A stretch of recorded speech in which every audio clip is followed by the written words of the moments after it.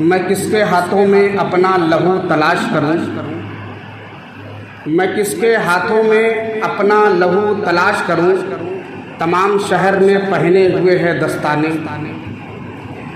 حاضرین جمعہ، بزرگوں اور دوستوں، نوجوان ساتھیوں، پردہ نشین ماؤں اور بہنوں، پیارے عزیز بچوں، تمام تعریف وحدہ لا شریک کے لیے ہے جو ہم سب کا خالق، مالک، رازق، پالنہار ہے۔ بعدہ درود و سلام نازل ہو اللہ کے آخری نبی، شافی محشر، ساقی کوثر، رحمت للعالمین، شفیع المسلمین، احمد مجتبیٰ محمد مصطفیٰ صلی اللہ علیہ وسلم پر اللہ کا شکر اور احسان ہے کہ کافی لمبے وقفے کے بعد آپ کے ہاں خطبہ دینے کی سعادت حاصل کر رہا ہوں، ایک ایسی مسجد میں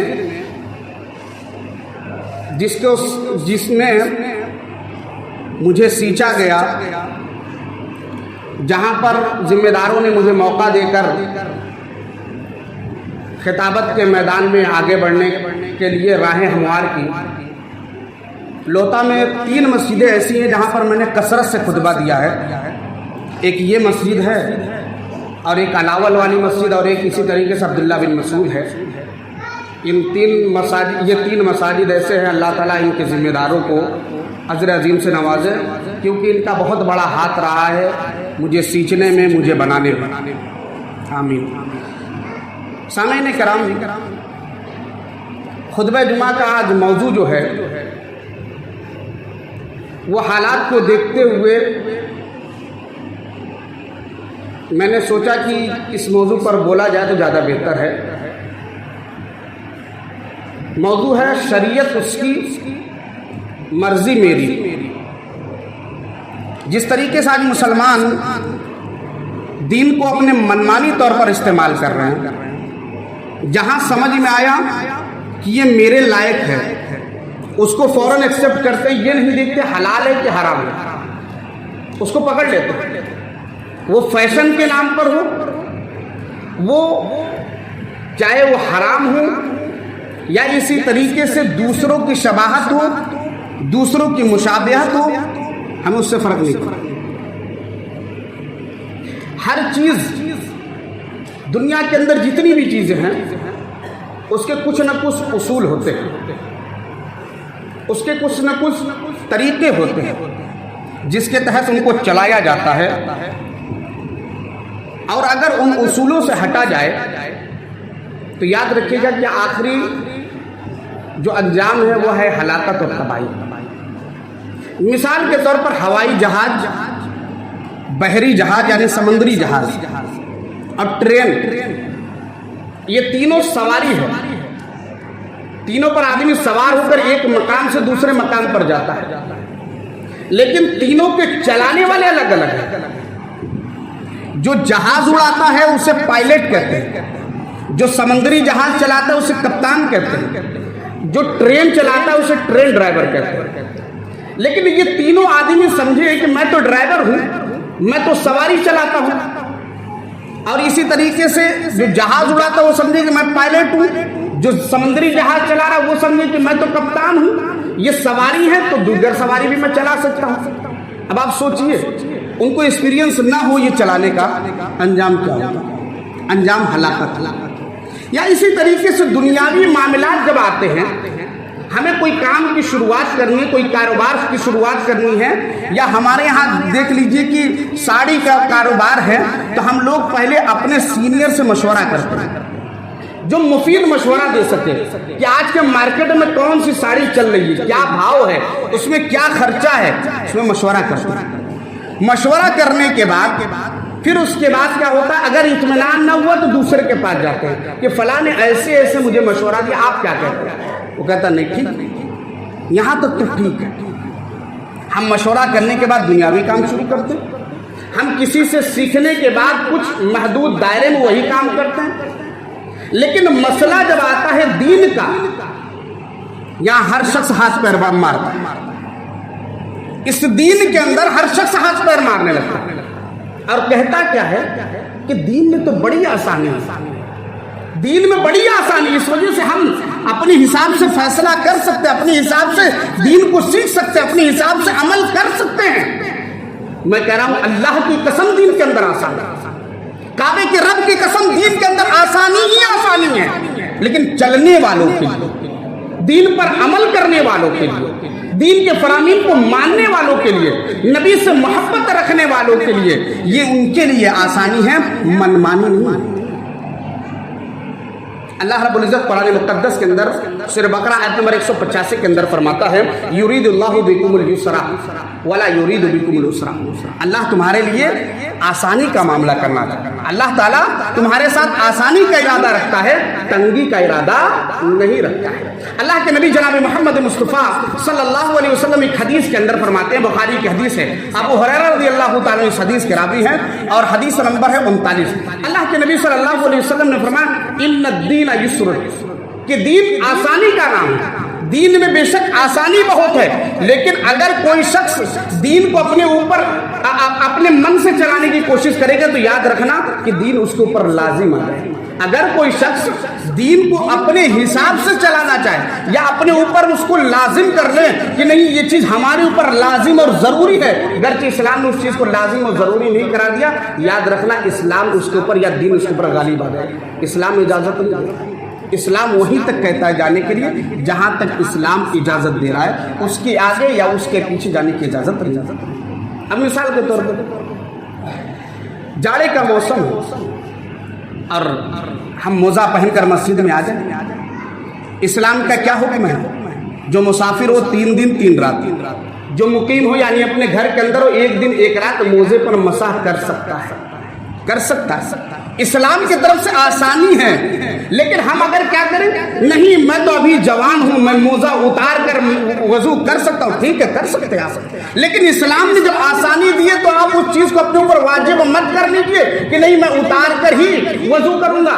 آپ کو اللہ رب العزت نے کہ نعمت عظمیٰ دی ہے، اللہ نے آپ کو سفر کرنے کا حکم دیا ہے، آپ جا رہے ہیں سفر پہ، سفر میں رب کا حکم یہ کہ نماز قصر کر کے پڑھی جائے، لیکن آپ کیا کریں، نہیں میں تو پوری پڑھوں گا، رب کی نعمت کو آپ ٹھکرا رہے، رب کی نعمت کو آپ ٹھکرا رہے۔ آج آسانی ہو گئی، میں سفر پہ جا رہا ہوں، روزے میں ہوں، میں روزہ رکھوں گا، لیکن حکم یہ ہے کہ روزہ آپ چھوڑ دیں، سفر کی حالت میں آپ روزہ چھوڑ دیں، کہیں گے ارے بھائی مولوی صاحب اب تو اے سی میں جا رہے ہیں، ہم ٹرین میں ہیں یا ہوائی جہاز میں، اپنے گاڑی میں ہو اے سی میں، لیکن رب نے ایک نعمت دی، اس نعمت کی آپ قدر لیجیے اس کو، آپ جب آپ اس کے عادی ہو جائیں گے تو پھر آپ کیا کریں گے؟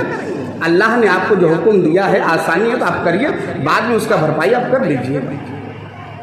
لیکن آج ہم لوگ دین کو اپنے طور پر استعمال کرتے ہیں اور اس کا نتیجہ بھی ہم نے دیکھ لیا، کیا دین کو ہم منمانی طور پر استعمال کر رہے ہیں تو کیا نتیجہ آ رہا ہے، آج کیا ہو رہا ہے ہمارے ساتھ، آج حالات کیسے ہیں ہمارے لیے، حالات کیا ہے مساجد کے لیے، حالات کیا ہے مدارس کے لیے، حالات کیا ہے امت مسلمہ کے لیے، حالات کیا ہے ہمارے بچوں کے لیے، کیا ہے دیکھ لیجئے سامنے ہے ہمارے، کیا منمانی ہو رہی ہے بھائی۔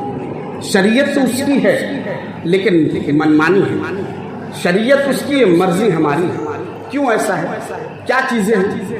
میں چند نکات پر آپ کے سامنے گفتگو کروں گا اور آپ لوگ سوچنے کی کوشش کیجیے گا کہ واقعی شریعت کا یہ حکم ہے لیکن ہم اپنی مرضی چلا رہے ہیں۔ سب سے پہلی چیز، قیامت کے دن جس کے بارے میں رب سوال کرے گا، سب سے پہلے جس چیز کے بارے میں قیامت کے دن رب سوال کرے گا اس میں ہم منمانی کریں، اس میں اپنی مرضی چلا رہے ہیں۔ کیا ہے بھائی، کچھ نقطہ آ رہا ہے ذہن میں، کچھ آیا خیال ذہن میں کہ کیا اللہ رب العزت سب سے پہلے قیامت کے دن سوال کرے گا؟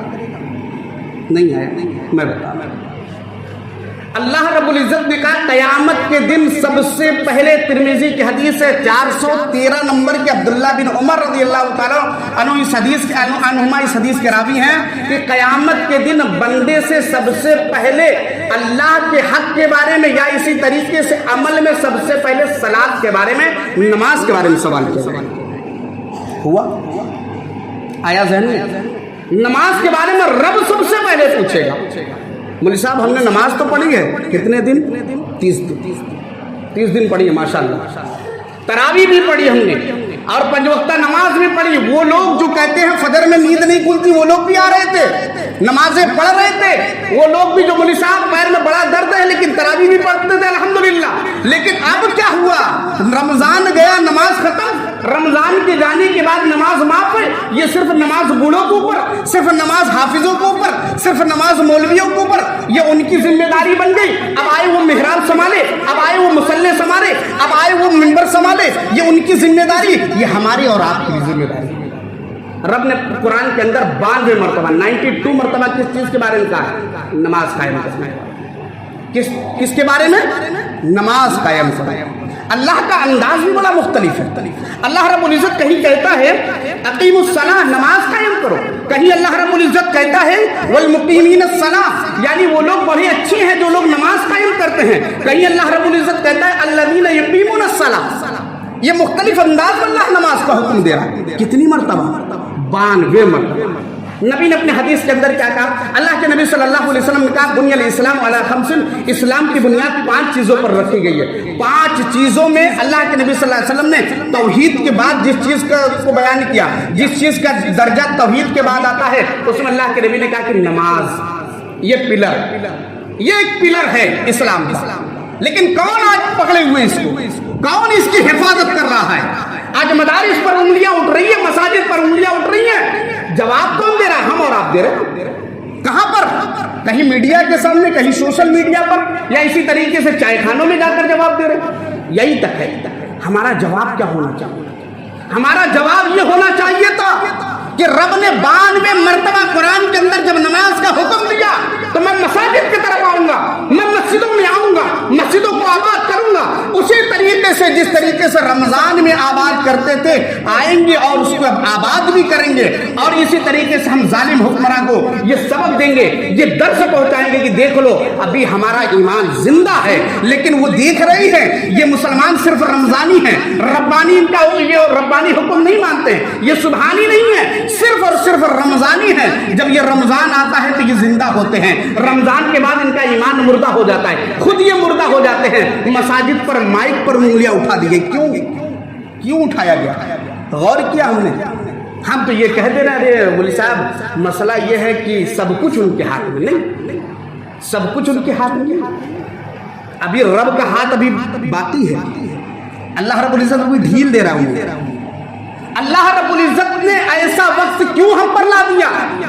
اس لیے آج مائک پر پابندی, ہارن پر پابندی اس وجہ سے ہے کہ آذان دی جاتی ہے, حیا علی الصلاۃ, حیا علی الفلاح, بلایا جا رہا ہے, دعوت نامہ دیا جا رہا ہے, دعوت دی جا رہی ہے. آنے والا کون ہے؟ وہ لوگ جو ٹائم دیکھتے رہتے ہیں, اب ہو جائے ٹائم, اب ہو جائے ٹائم. وہ لوگ آ رہے ہیں. بھائی جب انہیں آنا ہے تو ہارن کی کیا ضرورت ہے, مائک کی کیا ضرورت ہے؟ اتار کے پھینک دو. کا کہنا غلط نہیں, کہنا صحیح. جب ہم بلانے پر نہیں آ رہے ہیں تو کیا ضرورت ہے اتنی آواز بڑھانے کی؟ کیا ضرورت ہے غیر مسلموں کو تکلیف دینے کی؟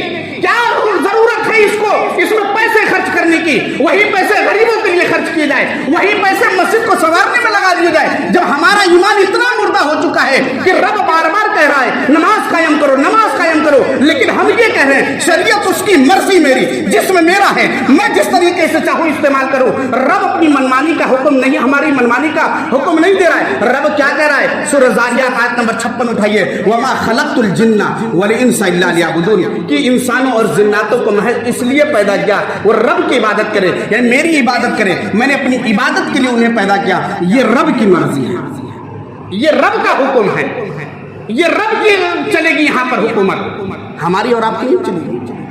اور اللہ رب العزت نے لوکیشن بھی دے دیا کہ نماز قائم کرنا ہے, لیکن اس کے بعد کیا کرنا ہے؟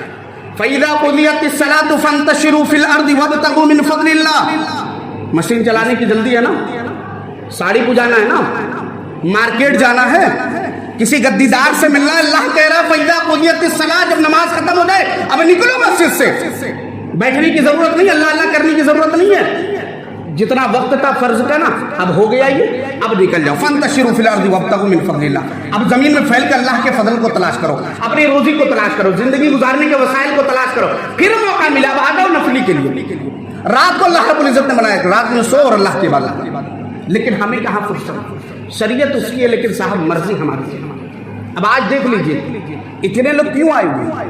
کیونکہ انہیں معلوم ہے کہ اگر ہم جمعہ کی نماز چھوڑ دیں گے تو پھر اس کے بعد کیا ہم مسلمان نہیں۔ لیکن میرے نبی کیا کہہ رہے ہیں؟ من ترک الصلاۃ متعمدا فقد کفر، جس نے ایک وقت کی نماز جان بوجھ کر چھوڑ دی وہ کفر کے قریب پہنچ گیا۔ تم ایک جمعے کی بات کر رہے ہو، میں ظہر عصر مغرب عشاء فجر کی بات کر رہا ہوں۔ ان نمازوں کو اگر جان بوجھ کر تم چھوڑ دے رہے ہو کفر کے قریب پہنچ جا رہے ہو۔ اب فیصلہ آپ کے ہاتھ میں، اب فیصلہ کر لیجیے، شریعت کس کی ہے، مرضی کس کی چلے گی؟ مرضی آپ کی چلے گی کہ رب کی مرضی چلے گی؟ کیونکہ رب نے پیدا اس لیے کیا کہ تاکہ ہم اس کی عبادت کریں۔ اور اسی طریقے سے میرے نبی نے جمعہ کے دن کے بارے میں کیا کہا کہ مسجد میں جلدی آؤ، مسجد کے اندر کیا کرو، اذان ہونے سے پہلے آؤ۔ لالچ بھی دے دی گئی، پہلے آؤ اونٹ کی قربانی، اس کے بعد آؤ گائے کی قربانی، اس کے بعد دمبے کی، اس کے بعد اس کی، اس کے بعد اس کی۔ یہ اللہ کے نبی صلی اللہ علیہ وسلم نے بالترتیب بتلا دیا۔ لیکن آنے والا کون ہے؟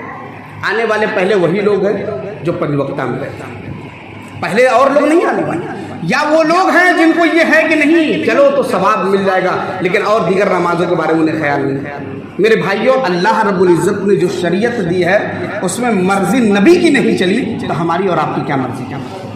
جب نبی نے اللہ کے مرضی کے بغیر شہد کو اپنے اوپر حرام قرار دیا تھا، کہا تھا کہ میں آج کے بعد شہد نہیں پیوں گا، تو اللہ رب العزت نے عرش سے وہی بھیجی کہ نبی یہ آپ کے اختیار نہیں کہ آپ حرام کریں یا آپ حلال کریں، یہ میرا اختیار چلے گا۔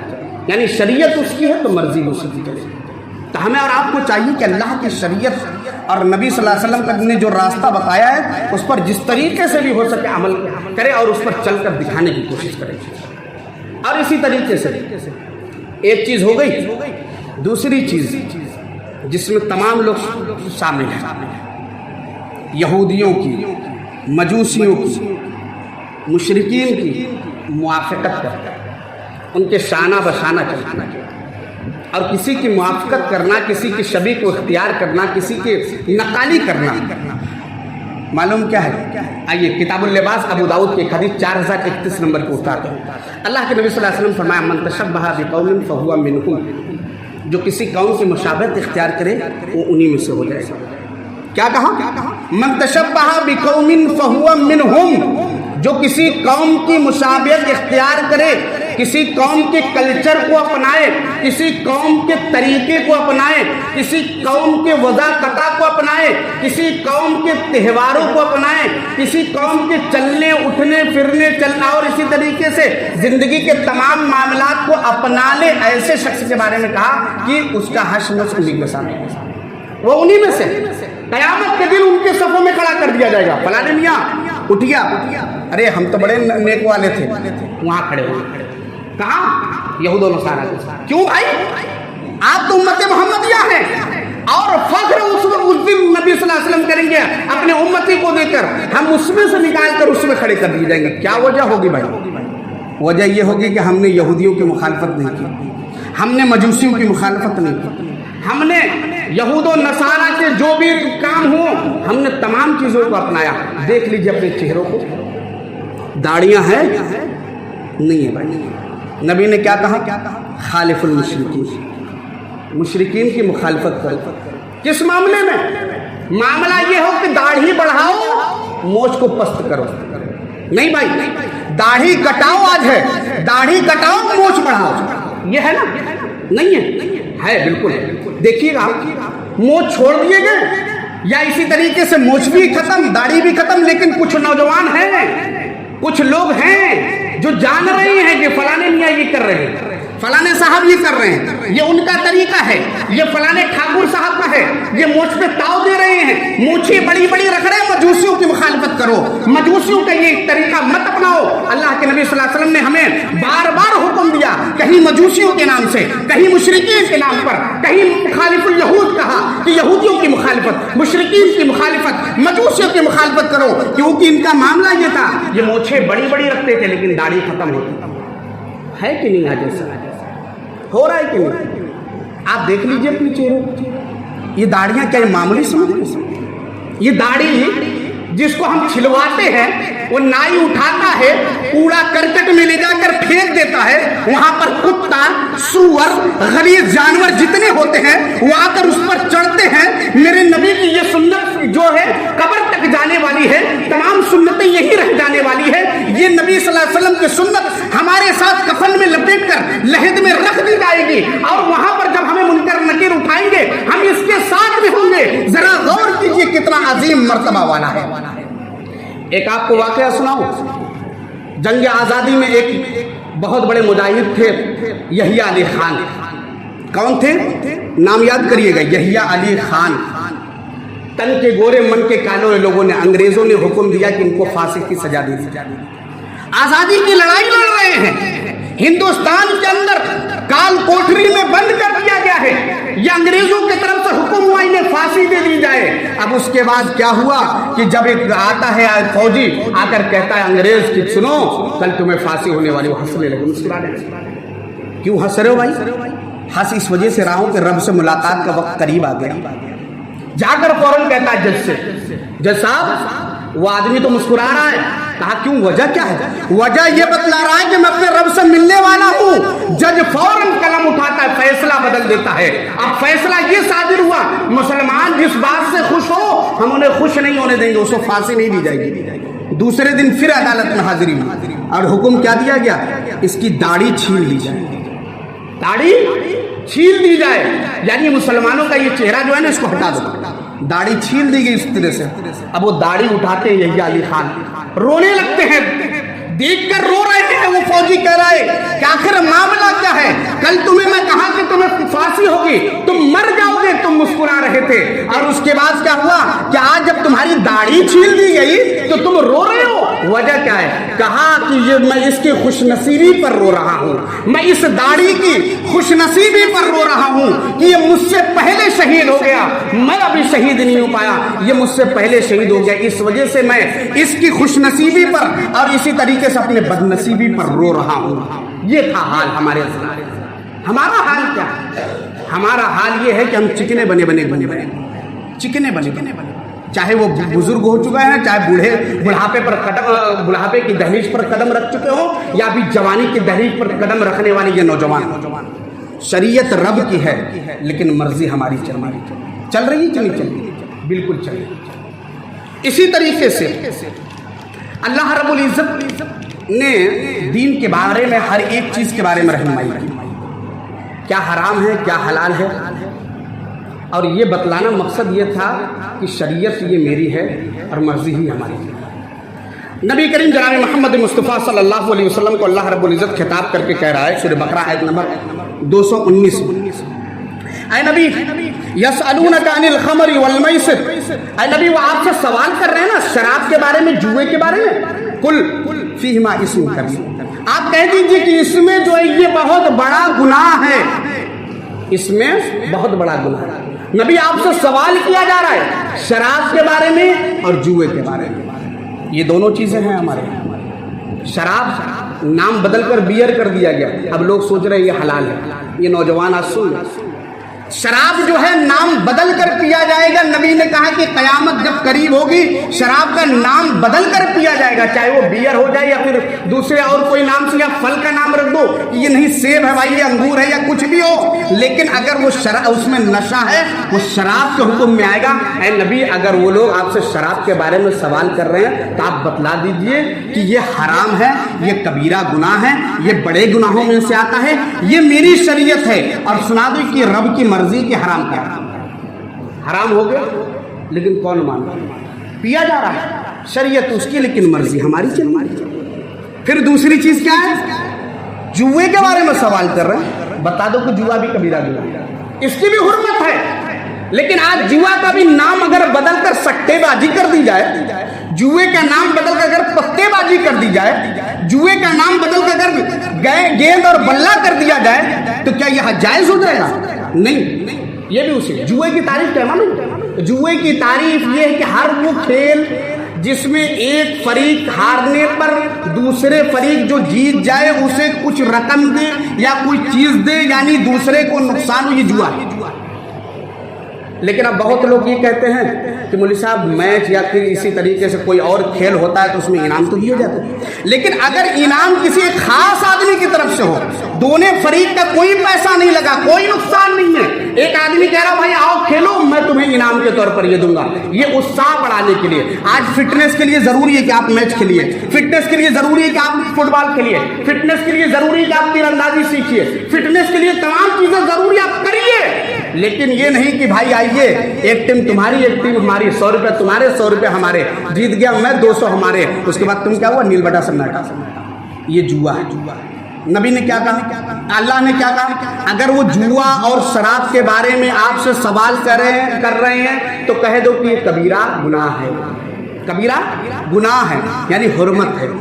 تو آپ سوچئے آج ہمارے نوجوان کیا کر رہے ہیں، شریعت اس کی ہے بھائی۔ میں بار بار اس لفظ کو اس وجہ سے دوہرا رہا ہوں کیونکہ رب نے اپنے شریعت کے بارے میں بالکل سختی سے کام لیا، اپنے نبی کو روک دیا، تو ہم اور آپ کون ہوتے ہیں؟ آج ہم لوگ سٹے بازی کر رہے ہیں، ہر گھر کے اندر ایک فرد ایسا ضرور ہوگا جو شام کو IPL کا میچ جیسے شروع ہوتا ہے تو اس کے بعد کیا ہوتا ہے، اس کی نگاہیں ٹی وی پر کہ ہمیں لگانا ہے اتنا پیسہ، ٹیم کون سا ہے، ٹیم یہ ہے تو 5000 روپے، ٹیم یہ ہے تو 1000 روپے، کیا ہے یہ حرام خوری ہمارے اندر سے کہاں سے آ گئی؟ کیا ہمیں اس کا پاس و لحاظ نہیں کہ میں حرام کھا رہا ہوں، حرام اپنے اولاد کو کھلا رہا ہوں، اپنے کمائی ہوئی روزی نہیں کھلاتے ہیں؟ تو یاد رکھیے گا یہ بدبخت اولاد آپ کے لیے بدبخت ثابت ہو جائے گی جب آپ حرام کھلاتے رہیں گے، جب آپ بڑھاپے کی دہلیز پر پہنچیں گے، جب آپ ان سے یہ امید رکھیں گے یہ میرے بڑھاپے کا لاٹھی بن جائے، یہ میرا سہارا بن جائے، یہ آپ کو دھکے دے کر بھگائے گی، کیونکہ ان کے رگوں میں،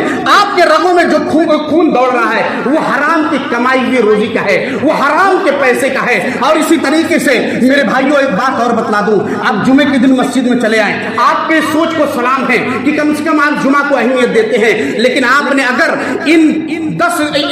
ایک مہینے کے اندر مسلسل اگر آپ نے سٹے بازی کا پیسہ کھایا ہوگا تو یہ بھی آپ کا قبول نہیں، روزہ آپ نے رکھا وہ بھی قبول نہیں، قرآن کی تلاوت کی وہ بھی قبول نہیں، یعنی جب رزق حرام اندر ہو تو اللہ رب العزت کہتا ہے کہ ایک آدمی، اللہ کے نبی نے کہا ایک آدمی دور دراز سفر سے آتا ہے، اس کے بال پر جو ہے گرد و غبار ہیں، میلا کچیلا کپڑا پہنا ہوا ہے، رب کے بارگاہ میں ہاتھ اٹھاتا ہے، یا رب اے میرے رب، اے میرے اللہ مجھے یہ دے دے، مجھے یہ دے دے، مجھے یہ دے دے، وَمَطْعَمُهُ حرام، اس کا کھانا حرام ہے، وَغُذِيَ بِالْحَرَام، اور اسی طریقے سے وہ پہنا ہوا جو ہے، اس کی پرورش جو ہے، اس کا کھانا ہے، تمام چیزیں حرام پر نربھر ہے، تو یاد رکھے گا وہ دعا قبول نہیں ہوگی۔ جب سوچیے دعا عبادت ہے، نماز بھی عبادت ہے، قرآن کی تلاوت بھی عبادت ہے، اب ہمیں اور آپ کو سوچنا ہے کہ رب نے جو حکم دیا ہمیں اس کو ماننا ہے یا اپنی منمانی کرنا ہے۔ میرے بھائیو یہ بہت معمولی ہم سمجھ رہے ہیں، یہ حرمت کے قریب ہے۔ ہمیں اور آپ کو کیا چاہیے معلوم ہے؟ ہمیں اور آپ کو چاہیے کہ اپنے گھروں میں آپ اپنے بچوں پر نگرانی کریں۔ سب سے پہلے بات تو وقت کی ضیاع سے اپنے بچوں کو بچا لیں۔ یہ میچ 3 گھنٹے اگر ہم دیکھ لیں تو قیامت کے دن حشر کے میدان میں اللہ رب العزت نامہ اعمال کھلوا کے اور تو اس میں لکھا ہوگا کہ 3 گھنٹے اس نے میچ دیکھے، تو اس کا حساب کیسے دے گا؟ عبادت میں لگائیے، اللہ کی شریعت اٹھا لیجیے، ایک ہاتھ میں قرآن اور ایک ہاتھ میں حدیث، اور اعلان کر دیجیے کہ ہم لوگ پکے سچے مسلمان ہیں۔ ان سب کی وجہ سے ہو کیا ہے؟ ان سب کی وجہ سے آج کیا معاملہ ہے؟ یہ پریشانی انہی سب کی وجہ سے۔ حدیث پیش کر دوں، مسند احمد کی حدیث ہے، عبداللہ بن عمر رضی اللہ تعالیٰ عنہما اس حدیث کے راوی ہیں۔ اللہ کے نبی صلی اللہ علیہ وسلم نے فرمایا وَجُعِلَتْ الذِّلَّةُ وَالصَّغَارُ، کہ اس کا ذلت، اس قوم کی ذلت اور رسوائی اس کا مقدر ہے جو کیا کرے، عَلَى مَنْ خَالَفَ امری، جو میرے امر کی مخالفت کرے، میرے شریعت کی مخالفت کرے، میرے شریعت کی، میرے حکم کی جو مخالفت کرے، اس کا ذلت مقدر بن چکا ہے۔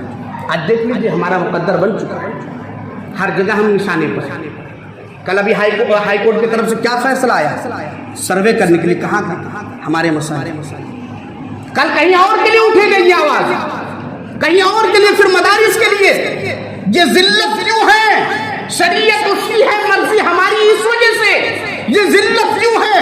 اس وجہ سے قرآن کو چھوڑے ہوئے ہیں، شریعت کو چھوڑے ہوئے ہیں، حدیث کو چھوڑے ہوئے ہیں، نبی کے فرمان کو اپنے جوتے کے نوک پر رکھ کر ہم हम उड़ा देते हैं, ये मोछ हमारी ताव है, ये बाल हमारे हैं, ये बाल भी आज हमारे हैं। मैं भूल गया कि नुक्ता कि शरीयत उसकी मर्जी, मेरी में हमारे बाल भी देख लीजिए। ना अल्लाह के नबी सल्लल्लाहु अलैहि वसल्लम ने क्या कहा कि मैं तुम्हें कदा से मना फरमाता हूँ। नहा रसूलुल्लाह सल्लल्लाहु अलैहि वसल्लम अनिल कदा, मैं तुम्हें कदा से मना फरमाता हूँ। अल्लाह के नबी सल्लल्लाहु अलैहि वसल्लम की ये वादे हदीस है। लेकिन नौजवानों की बाल देखिए, ये गरीब इलाका है, ये यतीम इलाका है। यहाँ पर देख लीजिए तो यहाँ भी खत्म, सारे बाल खत्म, बीच में जो कटोरे की तरह बाल हैं। देख लीजिए हमारे यहाँ आमतौर पर ये शरीयत किसकी है? आपके घर की है, आपके बाप दादा की बनाई हुई है कि जो आप मनमानी करते जा रहे हैं। उस जमाने में जब नबी सल्लल्लाहु अलैहि वसल्लम का दौर था, उससे पहले जब जहालत का दौर था, गधों का ये बाल बनाया जाता था। क्यों? ताकि पहचान ले कि ये गधा मेरा है। आज किस गधे की पहचान करनी?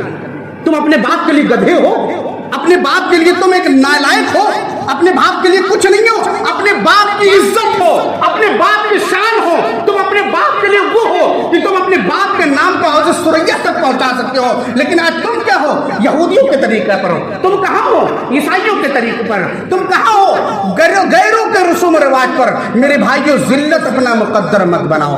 आज हालात हमारे सामने हैं, कहीं वो दिन न देखना पड़ जाए कि हमें दौड़ा दौड़ा कर मारा जाए। जिस तरीके से गुजरे जमाने में हुआ कि हमारी हुकूमतें थी, लेकिन क्या हुआ कि तमाम सल्तनतें छीन ली गई। आज हिंदुस्तान के अंदर देख लीजिए कि हमारे जो पुरानी इमारतें हैं वो चीख चीख कर हमारी तारीख बयान कर रही हैं। ये लाल किला हमारा बनाया हुआ है, जामा मस्जिद, कुतुब मीनार, ये ताजमहल, तमाम हमारी विरासतें हैं, ये हमारी हुकूमत थी। लेकिन हम मगलूब क्यों हो गए? अल्लाह ने कहा था व अंतुमुल आलौना इन कुंतुम मुमिनीन, तुम ही सरबुलंद रहोगे। लेकिन याद रखना, मोमिन रहोगे। जब हम मोमिन नहीं रहे, जब हम अल्लाह के हुक्म को छोड़ने लगे, तो फिर क्या हुआ कि अल्लाह रब्बुल इज्जत ने जिल्लत हमारा मुकद्दर कर दिया।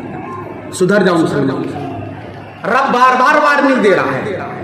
ये रब की तरफ से अभी वार्निंग है कि जो कभी मस्जिद पर उंगली उठ जा रही है, माइक पर उंगली उठ जा रही है, ये अभी वार्निंग अल्लाह दे रहा है कि अभी आगे इससे बुरा भी हो सकता है। फिर तुम जाओगे कहाँ? किसके पास जाओगे?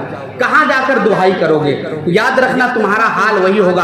हाथ फैलाओ तो सूरज भी सियाही देगा।